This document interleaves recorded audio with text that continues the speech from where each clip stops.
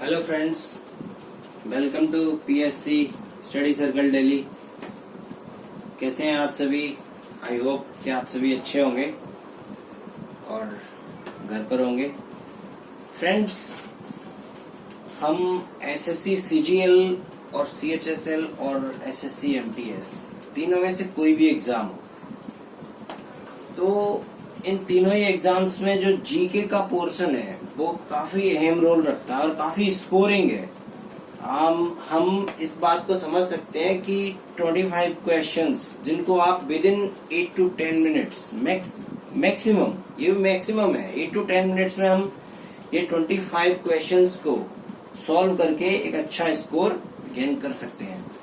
और सबसे बड़ी बात है कि आप एसएससी सीजीएल हो, एसएससी सीएचएसएल हो, एसएससी एमटीएस हो, सभी एग्जाम्स में जो आपकी रैंकिंग आने वाली है वो इसी पोर्शन पर डिपेंड होती है। क्यों?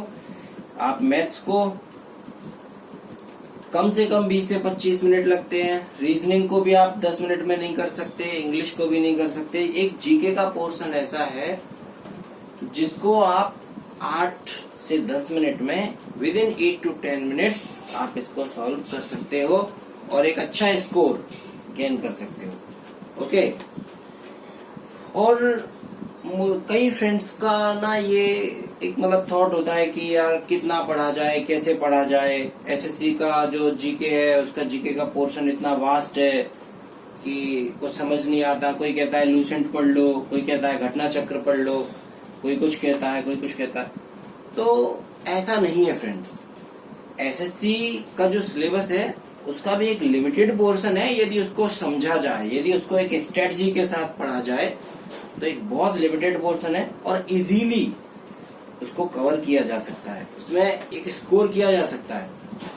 तो हमारा एक टारगेट है how to score 40+, how to score 40+ in GS in SSC exams.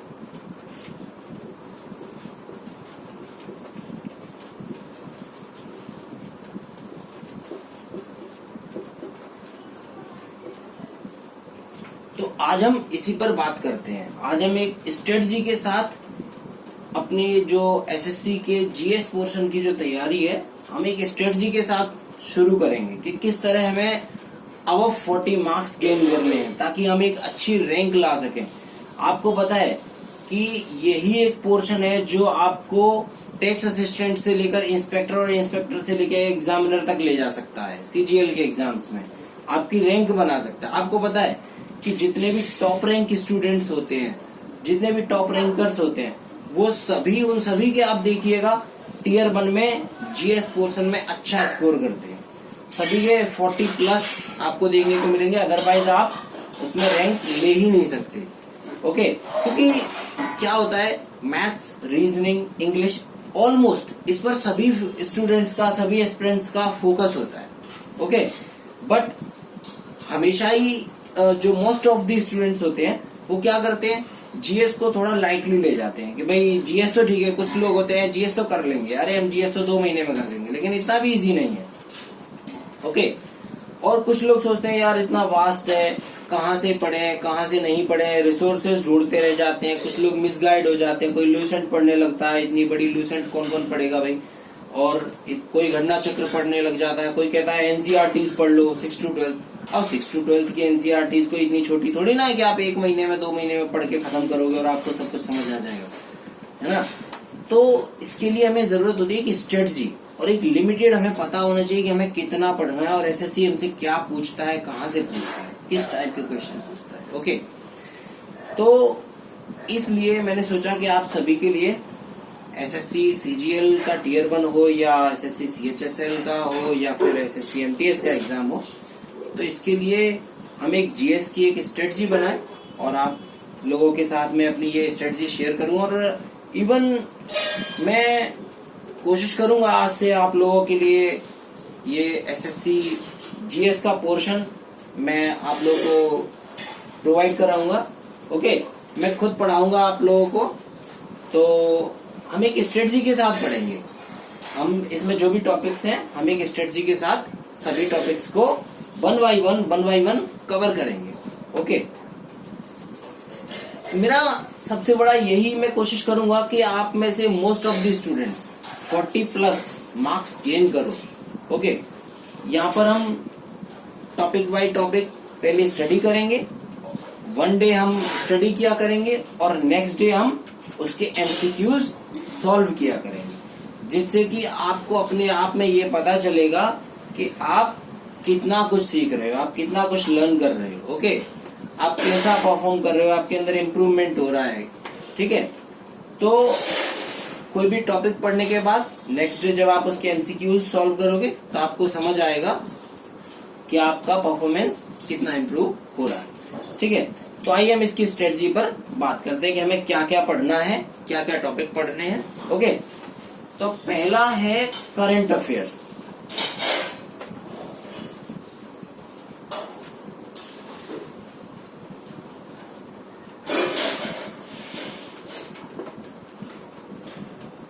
पहला टॉपिक हमारा है करंट अफेयर्स।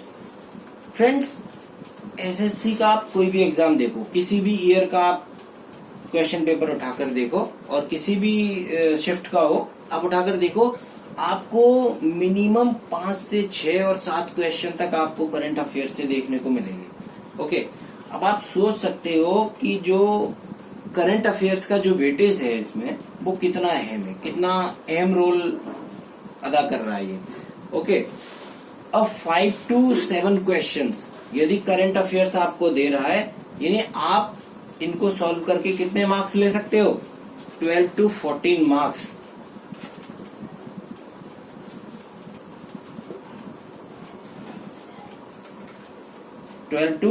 मार्क्स आप सिर्फ करंट अफेयर्स में गेन कर सकते हो। आप कोई भी क्वेश्चन पेपर उठा के देखोगे, आपको 5 से कम क्वेश्चन करंट अफेयर्स से नहीं मिलेंगे। ओके, तो करंट अफेयर्स हमारा एक बहुत इंपॉर्टेंट रोल है। ठीक है, और एक बहुत इंपॉर्टेंट पोर्शन है। तो आज से मैं कोशिश करूंगा कि आप लोगों के लिए करंट अफेयर्स की भी एक सीरीज शुरू करूं, ताकि आपको कहीं और इधर उधर से आपको रिसोर्सेज के लिए भटकना ना पड़े कि मुझे करंट अफेयर्स कहाँ से पढ़ना है, स्टैटिक कहाँ से पढ़ना है, या क्या चीज कहाँ से पढ़नी है। ओके, तो बिल्कुल कोशिश करूंगा कि आप लोगों के लिए करंट अफेयर्स भी प्रोवाइड कराऊं, जिसमें डेली करंट अफेयर्स के कुछ क्वेश्चंस आप लोगों को कराऊं, ताकि आप उनको कवर करके और आप अपने करंट अफेयर्स का पोर्शन कवर कर सके। ओके, सेकंड टॉपिक है हमारा स्टैटिक जीके।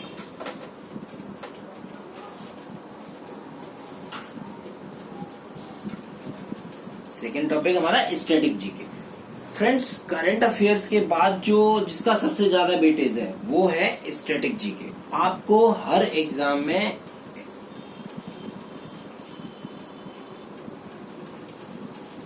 स्टैटिक जीके ये हमारा दूसरा इम्पोर्टेंट पार्ट है। ओके, तो एक्चुअली आप देख सकते हो, किसी भी ईयर का एग्जाम आप उठाकर देखोगे, कोई भी क्वेश्चन पेपर उठा के देखो एसएससी का, आपको करंट अफेयर्स के बाद जो सबसे ज्यादा वेटेज है वो है स्टैटिक जीके का। आपको हर एग्जाम में मिनिमम 4 से 5 question, 4 to 5 questions you will see, आप देखोगे हर एग्जाम में आपको 4 to 5 क्वेश्चंस मिलेंगे। ओके, तो फ्रेंड्स, इट मीन्स, इसका मतलब है कि हम 8 to 10 मार्क्स हम स्टैटिक जीके से गेन करते हैं। ओके,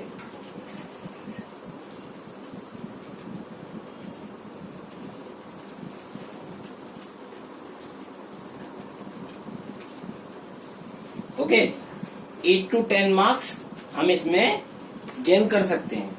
ओके, तो फ्रेंड्स, आप देख सकते हो, यदि ये 2 टॉपिक भी हम अच्छे से कवर करते हैं तो आप 50% मार्क्स केवल करंट अफेयर्स और स्टैटिक से ही गेन कर लोगे। ओके, तो इसमें आप 4 to 5 क्वेश्चंस हमें करने ही करने, हर एग्जाम में मिल रहे हैं, तो हम इस पोर्शन को भी बहुत अच्छे से कवर करेंगे। ठीक है, तीसरा टॉपिक आता है साइंस।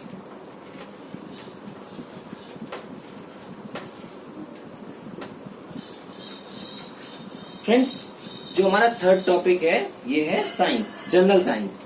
अब इसके अंदर हमको फिजिक्स,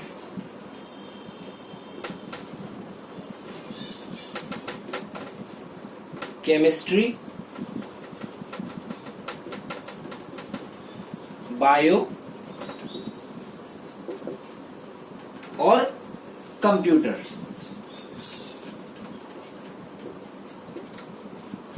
ये 4 पोर्शंस हैं जिसमें से सभी को इंक्लूड करके कम से कम 4 से 5 क्वेश्चंस हमको साइंस वाले पोर्शन से देखने को मिलते हैं।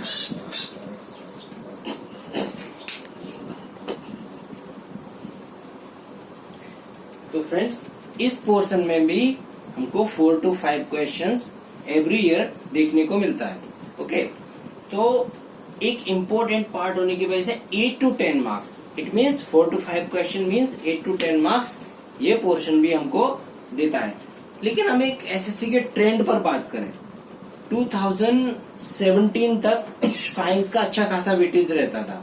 ओके, बट उसके बाद से लास्ट 2 इयर्स में 2018 और 2019 में जो साइंस का वेटेज है वो काफी कम होने लग रहा है। ओके, और उसकी स्थान पर, उसकी प्लेस पर हिस्ट्री, पॉलिटी और जियोग्राफी के क्वेश्चंस देखने को मिल रहे हैं।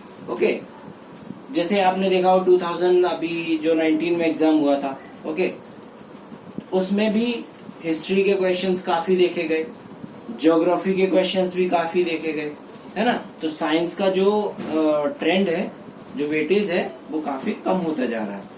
तो हम साइंस के कुछ क्वेश्चंस भी हम उसी ट्रेंड के अकॉर्डिंग हम साइंस के पोर्शन को कवर करेंगे, ठीक है। नेक्स्ट है हमारा हिस्ट्री।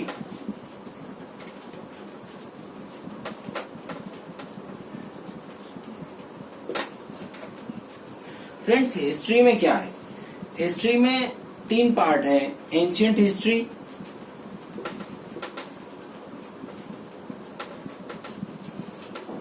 मिडिवल हिस्ट्री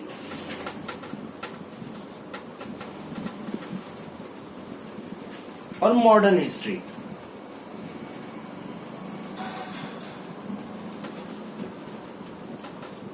हम इन तीनों पार्टों को कवर करेंगे। एक्चुअली फ्रेंड्स, क्या है कि पहले जो ट्रेंड था एसएससी का, एसएससी हमेशा अपना ट्रेंड ना चेंज करता रहता है। पहले क्या था, एसएससी एंशिएंट हिस्ट्री से बहुत क्वेश्चन पूछता था, ठीक है। बट लास्ट 2 इयर्स में 2018 और 2019 में क्या देखा गया, जो एसएससी है उसने मॉडर्न हिस्ट्री की तरफ स्टेप आउट किया है। ओके, मतलब आई मीन कि वो मॉडर्न हिस्ट्री से काफी क्वेश्चंस पूछने लगा है। उसने अब एंशिएंट हिस्ट्री से पूछना बंद कर दिया, मेडिवल हिस्ट्री से, मॉडर्न हिस्ट्री से काफी क्वेश्चन पूछता है। और इसमें हमको एवरी ईयर, अभी लास्ट 2 इयर्स में देखा जाए तो 3 से 4 क्वेश्चंस देखने को मिलते ही मिलते हैं। ओके,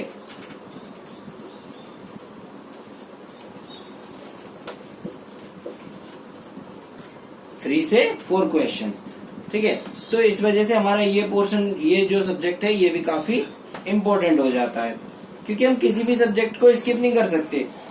इसमें अब जो एसएससी का ट्रेंड चल रहा है, तो हो सकता है कि वो कभी भी मॉडर्न हिस्ट्री से अगेन एंशिएंट हिस्ट्री पर स्विच कर सकता है या मेडिवल हिस्ट्री पर स्विच कर सकता है। तो हमें कवर तो तीनों ही करने हैं, लेकिन हमको क्या पढ़ना है, कितना पढ़ना है, ये डिसाइड करेगा, ठीक है। तो एंशिएंट हिस्ट्री में हमको हड़प्पन सिविलाइजेशन से, सिंधु सभ्यता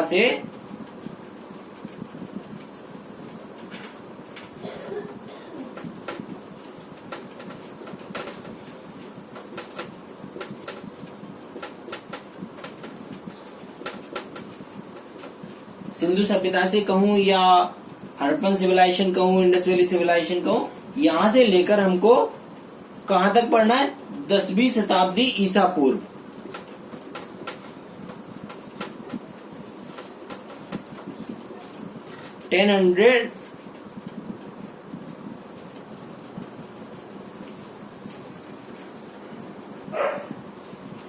ओके, तो इस तरह हमको प्राचीन हिस्ट्री, एंशिएंट हिस्ट्री हमको कवर करनी है।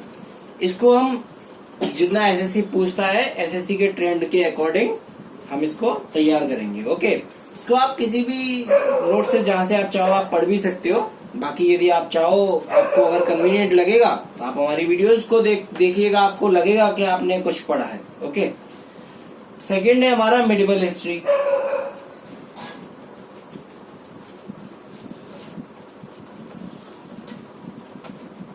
इसमें आपको दिल्ली सल्तनत,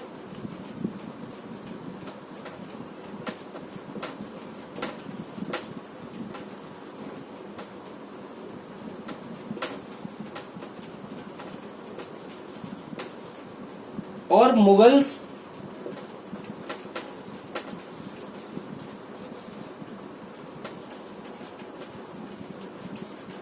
दोनों को पढ़ना है।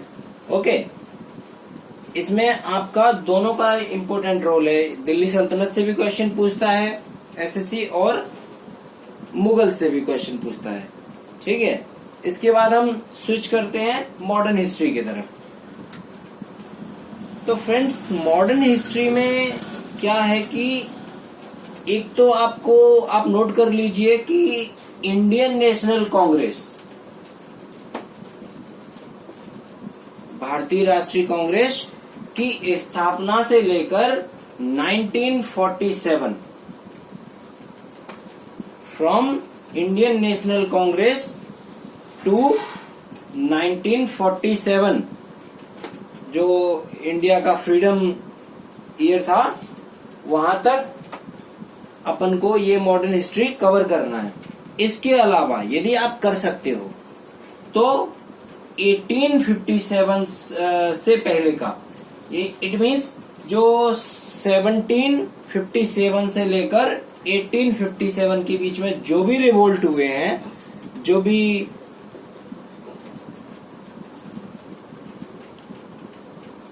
रिवोल्ट हुए हैं और जो भी बैटल हुए हैं, इट मीन्स 1757 से 1857 के बीच में, 1757 से 1857 के बीच में जो भी बैटल्स हुए, जो भी रिवोल्ट हुए, इट मीन्स जो भी युद्ध लड़े गए और जो भी विद्रोह हुए, इट मीन्स कि हमको पूरा ब्रिटिश शासनकाल का जो भी उन्होंने उनके अगेंस्ट में भारत की जो जनता है, ओके, तो हमारे भारत के जो क्रांतिकारी लोग थे उनके द्वारा जो भी विद्रोह किए गए या जो भी उनके बीच में युद्ध हुआ, किस तरह ब्रिटिश साम्राज्य ने भारत पर कब्जा किया और फिर उनसे कैसे हमने लड़ाई करी, कैसे उनके बीच विद्रोह हुए, वो सारे अपन को वन बाई वन और बहुत ही लाइटली पढ़ना है। ओके, तो क्योंकि इनमें से कभी ऊपर से ही एसएससी क्वेश्चंस पूछ लेता है। ठीक है, तो ये हमारा हिस्ट्री का पोर्शन हुआ। इसके बाद आता है ज्योग्राफी।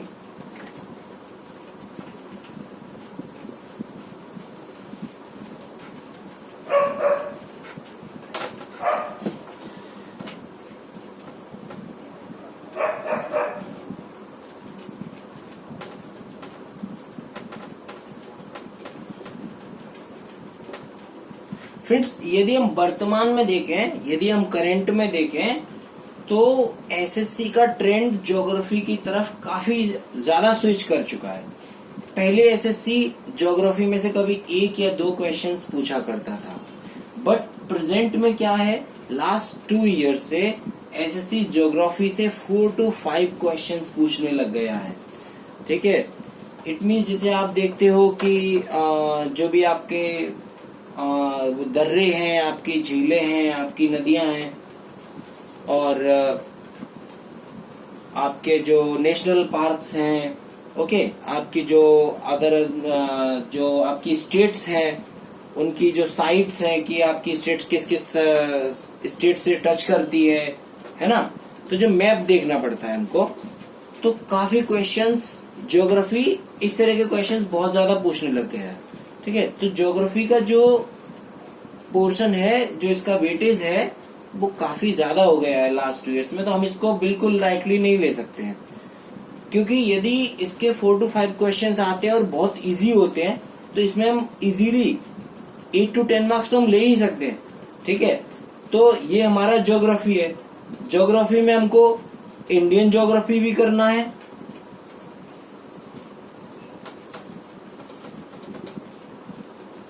और solar system means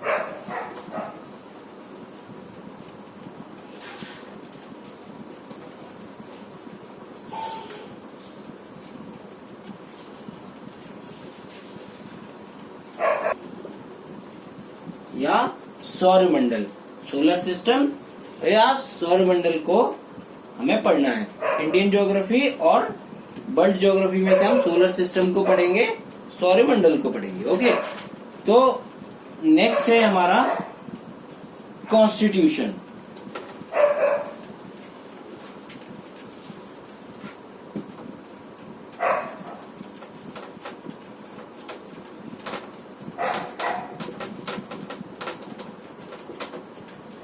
friends, constitution को हम इसलिए इग्नोर नहीं कर सकते क्योंकि इससे जो क्वेश्चंस आते हैं वो इतने लिमिटेड सिलेबस है, इतना लिमिटेड टॉपिक है जिसमें से वो क्वेश्चन पूछता है एसएससी, और वो इतने इजी होते हैं कि आप उनको सिर्फ लगभग 1 हफ्ते में तैयार कर सकते हो कॉन्स्टिट्यूशन को। और वो 2 से 3 क्वेश्चंस आपको एक मतलब फ्री मार्क्स आपको प्रोवाइड कराते हैं। ये 2-3 क्वेश्चन तो आप स्किप कर ही नहीं सकते। ठीक है, क्योंकि ये आप इस तरह से मान के चलो जैसे कि आपको एक बोनस मिल रहा है। ओके, तो कॉन्स्टिट्यूशन में कुछ पोर्शंस हैं जैसे कि आपको इंपॉर्टेंट आर्टिकल्स करने हैं, रिसोर्सेज करने हैं, constitutional bodies,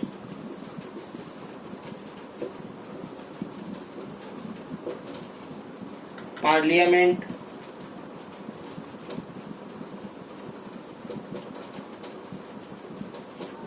judiciary,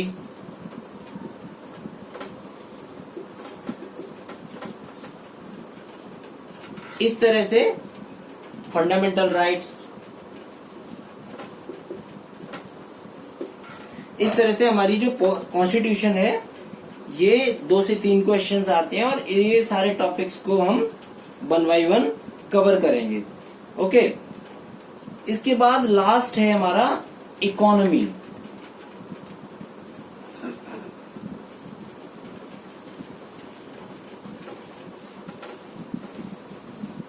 friends, economy का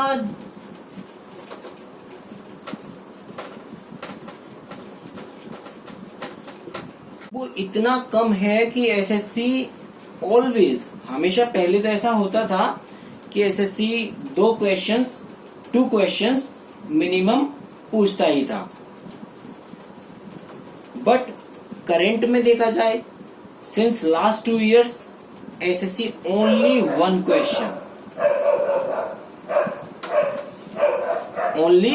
क्वेश्चन पूछता है। तो इस एक क्वेश्चन के लिए इकोनॉमिक्स के अंदर कम से कम 10 से 12 टॉपिक हैं, 10 to 12 टॉपिक हैं। अब यदि हम उस एक क्वेश्चन के लिए इन 10 to 12 टॉपिक्स को पढ़ेंगे तो उससे ज्यादा बेटर होगा कि हम बाकी के ये जो 24 क्वेश्चंस हैं इन पर फोकस करें। यदि हम उतना टाइम और उतनी एनर्जी हम इन क्वेश्चंस को रिवाइज करने में देंगे वो हमारे लिए ज्यादा इंपॉर्टेंट होगा। इंस्टेड हम इस एक क्वेश्चंस के लिए अब उन 10 to 12 टॉपिक्स को कवर करने में अपना टाइम वेस्ट करें। और कई बार इस इकोनॉमिक्स के जो क्वेश्चंस हैं वो इतने इजी होते हैं कि आप उनको देखकर ही सॉल्व कर सकते हो, देखते ही समझ आ जाता है कि ये क्वेश्चन क्या पूछना चाह रहा है। ओके, तो इसलिए हम इस पर अपना टाइम वेस्ट नहीं करेंगे। ठीक है, इसलिए आपको इकोनॉमिक्स के लिए कहीं से कोई रिसोर्सेज पढ़ने की कोई आवश्यकता नहीं है, आप इसको इग्नोर कर सकते हो। ठीक है, तो ये है हमारे टॉपिक्स, इनको हमें अच्छे से कवर करना है। इनके लिए अदर लोग अलग अलग आपको गाइडेंस देंगे। कोई बोलेगा एनसीईआरटी पढ़ लो, कोई बोलेगा लूसेंट पढ़ लो, कोई बोलेगा कि गणना चक्र पढ़ लो। लेकिन ट्रस्ट मी, आप इनमें से किसी भी चीज को कंप्लीटली नहीं कर सकते हो। अब एक बात बताइए, यदि आप इन सबको ही पढ़ सकते हो तो फिर तो आप पीएससी और यूपीएससी एग्जाम नहीं दे दोगे, है ना। और यदि आप इन सबको पढ़ोगे तो आप मैथ्स, रीजनिंग और इंग्लिश पर फोकस नहीं कर पाओगे, उनको टाइम नहीं दे पाओगे, क्योंकि आपको प्रैक्टिस किस पर करनी है? प्रैक्टिस आपको करनी है मैथ्स, रीजनिंग, इंग्लिश। इन 3 टॉपिक्स को आपको ज्यादा से ज्यादा टाइम देना पड़ेगा, है ना। क्यों? क्योंकि आपको मैथ्स सीखना भी है, फिर आपको प्रैक्टिस भी रखनी है, अदरवाइज आप उसमें स्पीड नहीं ला पाओगे। रीजनिंग है, उसको भी आपको प्रैक्टिस में रखना है, उसको भी बराबर टाइम देना है ना। इंग्लिश है, उसको भी आपको प्रैक्टिस में रखना है, आपको नई नई बुकें तैयार करनी है, अदरवाइज आप इंग्लिश नहीं कर पाओगे, है ना। बट एक जीके एक ऐसा पोर्शन है जिसके लिए आपको बहुत ज्यादा प्रैक्टिस की जरूरत नहीं है, ठीक है। आप किसी भी टॉपिक को 2 से 3 बार रिवाइज करोगे, और इतने छोटे छोटे से टॉपिक हैं जिनको आप 2 से 3 बार रिवाइज करने में कुछ टाइम भी नहीं लगता। एक एक टॉपिक को आप with in 5 to 7 minutes revise कर सकते हो, ठीक है। इतने शॉर्ट सिलेबस है। ये सिर्फ मिसअंडरस्टैंडिंग है स्टूडेंट्स की कि एसएससी का जो जीके का पोर्शन है वो बहुत वास्ट है, एसएससी कहीं से कुछ भी पूछता है। ऐसा नहीं, कहीं से कुछ भी नहीं पूछा जाता है, ठीक है। तो ये एक जो टॉपिक है ये आपको रैंक दिलाता है, इसलिए फ्रेंड्स इसको आप इग्नोर मत कीजिए, इसको लाइटली मत लीजिए और इससे डरिए मत, ठीक है। Trust me, you will get 40+ marks in GS portion in every SSC exams, चाहे वो एसएससी सीजीएल हो, एसएससी सीएचएसएल हो या फिर एसएससी एमटीएस हो। ओके, तो फ्रेंड्स ये हमारी थी आज की स्ट्रेटजी। आई होप कि आपको इस वीडियो से कुछ हेल्प मिलेगी अपनी जो प्रिपरेशन है उसको करने में, है ना। और खास करके बिगिनर्स को, क्योंकि बिगिनर्स को पता ही नहीं होता हमको कहाँ से पढ़ना है, क्या पढ़ना है। तरह तरह के लोग उनको मिसगाइड कर देते हैं, कोई कुछ बोल दिया, कोई कुछ बोल दिया, है ना। तो ये वीडियो आई होप कि आपको ये वीडियो काफी हेल्प देगा। और इसके बाद हम आपके लिए डेली इन सभी टॉपिक्स के जो भी हमने आज इस स्ट्रेटजी में डिस्कस किए हैं, इन सभी टॉपिक्स पर हम वन बाई वन मैं आपको प्रिपेयर कराऊंगा, ठीक है। तो फ्रेंड्स आई होप कि आपको ये वीडियो अच्छा लगा होगा। तो आप इस वीडियो को ज्यादा से ज्यादा लोगों तक शेयर कीजिएगा ताकि लोगों की हेल्प हो सके, क्योंकि अभी बहुत सारे ऐसे स्टूडेंट्स हैं जो जीएस पोर्शन के लिए हमेशा मिसगाइड रहते हैं, उनको नहीं पता होता कहाँ से पढ़ना है। तो प्लीज आप इस वीडियो को ज्यादा से ज्यादा फ्रेंड्स तक शेयर कीजिए, ज्यादा से ज्यादा लोगों तक शेयर कीजिए ताकि उनकी हेल्प हो सके।